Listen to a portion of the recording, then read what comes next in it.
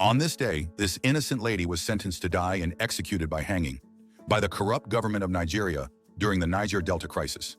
And on this same day, history was made in Los Angeles, California, by a group of black men from Nigeria who held a number of American citizens hostage with a heavy roadblock until their demands were met. An American soil and businessman by name, Tom Hudson, was the target. He is the reason why this young innocent lady, Ehbiyreh, will be prosecuted by hanging. The police reacted swiftly to the civil unrest, but they must act diplomatically or else a number of American citizens would die from the gas explosion. Tamuna wanted a documentary on this day for the whole world to see why they are not bad people. And if they perish on this day, at least they die as heroes to this great country, Nigeria. The men found a way to bring Christy, who is a famous journalist in the country, but she thinks it's a stupid idea, and everyone will see it as a conspiracy. It is 7 hours now since the hostages were kept.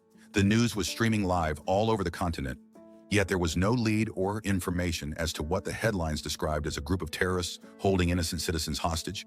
But no one has an idea of who they are or what they want. Somehow, the anti-terrorist unit found a lead about the emancipation of the Niger Delta people of Nigeria from a website. How they got into the country without a visa was yet uncovered, but sources revealed that they made their way to Mexico, and the rest was history. They were finding answers to what their demands were when the screen popped up. Tamuna made an introduction of himself and told the whole world that an innocent lady will be hanged soon. They must stop it now, or else Tom Hudson goes down with her. There are many unresolved questions that they seek answers on why 1 of every 5 Americans uses Nigerian oil, but nothing to show for it because the Western oil and the corrupt government of Nigeria paved their way to riches while the masses suffered. They finally set the women and children free to go, but the men remained. Christie asked the men to let the other hostages go, and maybe the American government could listen to them. Tamuna thinks it's too late. A young lady is about to die, and the world knows nothing about her story. Christie thought that it would be a good idea that he tells the whole world her story as she recorded Tamuna on the screen for the whole world to hear. Now this is the story, but before we continue, welcome back to Highlight Movie Recap. Today I'll show you a betrayal, injustice, and resistance Nollywood film from 2013 titled Black November. Spoilers ahead. Watch out and take care. This is the Niger Delta, a land rich in crude oil and other diversified resources. But the crude oil became a menace to the citizens due to the corrupt practices of the government to foster infrastructure and development that resulted to oil bunkery, thefts, and spillage that affect the livestock and fertility of the land. On this day, a child was born. She was called Ehbiyreh. She is going to be the savior to this land. Her birth brought joy not only to the family, but to the community. Ehbiyreh at 7 is a smart young girl who was different from every other child. And at 16 years of age, she was the best student everyone admired in her class. Ehbiyreh's outstanding performance was well acknowledged. She was awarded a scholarship by the Western Oil to study abroad. She graduated with distinction and returned back to serve her father's land. On the day of her return, something disastrous happened, but it was a way of life to the community with the usual oil spillage. While it may be a good day to the community, it is usually a bad day to people like today, who are fishermen. The water was polluted, yet the government wouldn't come to their aid while they milked their resources. The police came to stop the crowd from stealing from the government. Ehbiyreh's mother stood up for the people in a provocative tone that the government has no right to arrest anyone. The policemen felt intimidated by her audacity as they watched them scoop from the leakage. Ehbiyreh was back. Her siblings welcomed her, but had to hasten back to the pipeline. She saw how serious the women and children of the community kept themselves busy, so she wanted to see for herself. The officers also watched from a distance with what became interesting to watch until it became a subject of ignorance. Boom! Everyone died at the spot with one strike. Ehbiyreh had just lost her family to the negligence of the government and the ignorance of the people. It was reported in the headlines that the Western oil pipeline exploded, killing more than 1,000 women and children and leaving dozens critically injured. Kate has been an American journalist in Nigeria for 3 years now. She feels really bad for the people. She got a call from Christie to get as many interviews as possible from the affected community and how terrible it affected the families of the deceased. She went to the community with her crew to make more headlines. The community were meeting with the stakeholders to demand compensation of the life and properties lost. It became an argument if every affected family should be compensated individually or the community. Ehbiyreh stood and watched them display their ignorance to the world. She was also affected, so she spoke on behalf of her family who had died and the community who were kept in the dark for so many years without anybody to speak for them. Her speech immediately ignited the weakened heart amongst the youth leaders present as they angrily left with her. Kate rushed out to meet with her. She hasn't met a single person as different and eloquent as her. She thinks her voice could make a difference for the people. Tom Hudson got the information about the last meeting in disagreement with the youth. He wanted to know who the young lady was. He found out that she was one of the beneficiaries of his company, so he asked Gideon, his spy and spokesman, to take care of the issue at hand by offering him $500,000 for him and his people to share for their loss. This was a huge amount of money to the elders and representatives of the Niger Delta community. They already had plans on how to share the money to themselves while they disregarded the lives and community. Gideon came to Ehbiyreh to think like a Nigerian and join the bandwagon. He was still making an effortless persuasion when the other men came out. They knew who he was and his intentions to bribe them, so they chased him away. Ehbiyreh's last speech brought a huge awakening in the spirit of the community with a relentless protest. Hosanna is Dede's sister and also popular among the women in the community. They were happy to see her as they were about to embark in a protest together with the few men who believes in solidarity and freedom for the people to the capital of Nigeria. The government heard about the upcoming protest, which will create awareness to the other citizens of Nigeria on what was going on in the Niger Delta, so they were stopped on their way. At that time, Tamuno was an officer of the law and was also in charge of the operation. The officers were going to conduct a stop and search on their vehicle with the information gathered about the possession of weapons to a protest. Tamuno and Dede were related. He begged them to go back because his hands were tied and all eyes were on him. Hosanna came down to know what was going on. She was going to take a bold step in displaying her fiercest personality as she disarmed an officer of the law. This was an abominable offense by the law, and she was shot by an officer and died at the spot.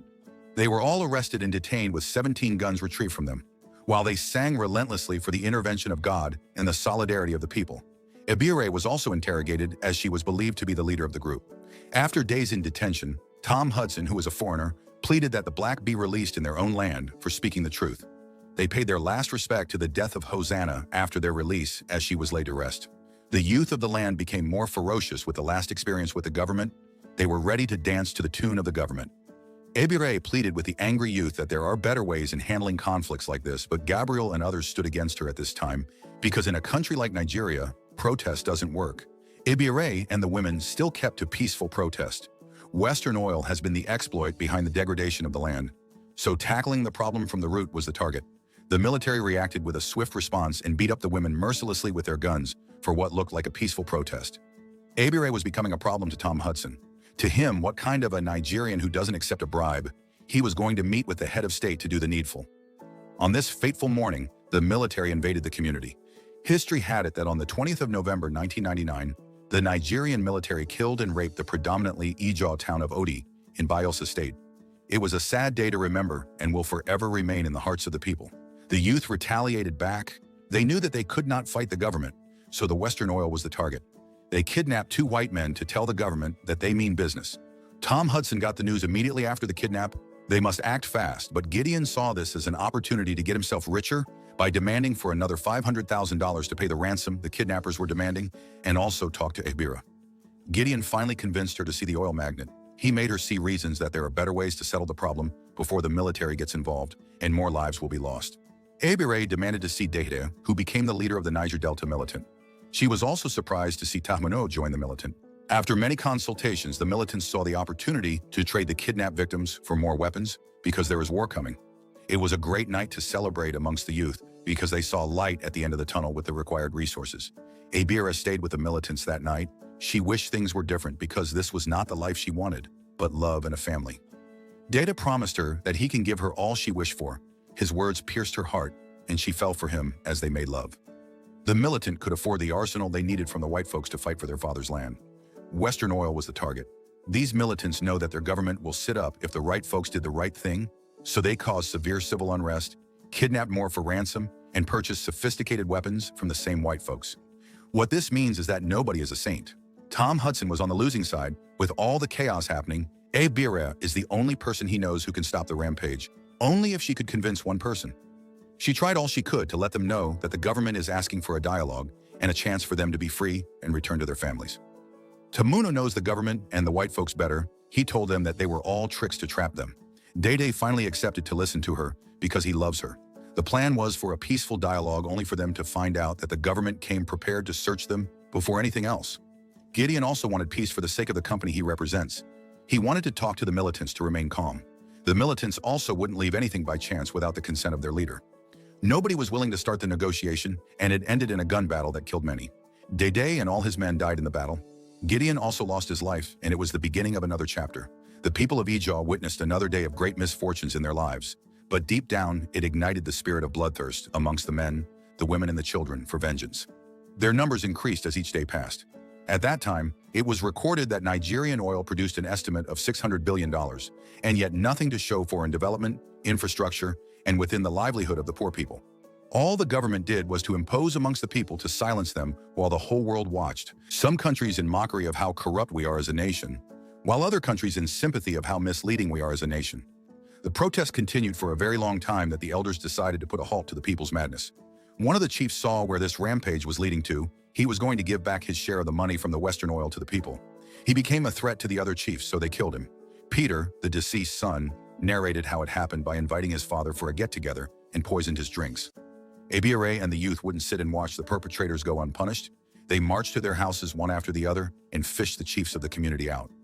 Ehbiyreh's intention was to take them to the police station with the car, but she found out that she could only lead the people but cannot control them as they were burnt to ashes. This singular act led to a massive arrest of the youth in the community, but they couldn't get hold of Tamuno, who had become the Niger Delta militant leader, and his men. They were going to face trial in the court for possible prosecution, with a massive turnout of crowd waiting to receive them. The court clerk read the charges to everyone who pleaded not guilty to the count charge, but to everyone's surprise in the courtroom, Ehbiyreh pleaded guilty. She was kept in a separate cell when she found out that she is pregnant for the late Ehbiyreh. She told Kate about the child in her womb. And even if she was going to die, at least she has her name and Ehbiyreh to carry on. The lawyer in charge of the defendants came to see her. She has got good news that the court needed a scapegoat to put the blame on to set her and her people free.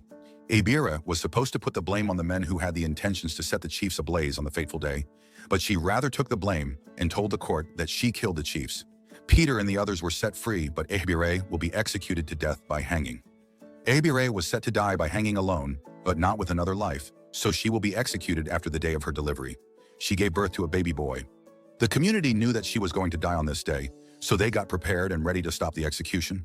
This was Ehbiyreh's story. This was why Tamuno and his men came to the United States to find Tom Hudson.